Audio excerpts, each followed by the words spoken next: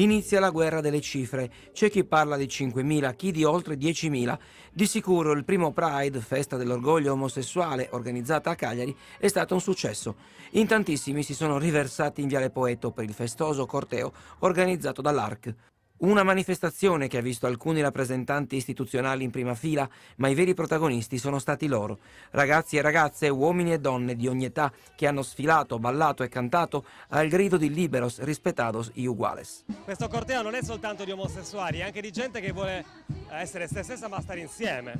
Per quello è la festa. Sto ostentando il mio essere me stesso, quindi c'è da pensare che chi si traveste ostenta il suo essere se stesso come ciascuno ostenta se stesso. Quindi o tutti ci ostentiamo o nessuno sta ostentando. Orgoglio del modo che ognuno ha di rappresentare se stesso in ogni forma e colore. Oggi abbiamo dato sicuramente un esempio di un passo nel futuro e di progressismo.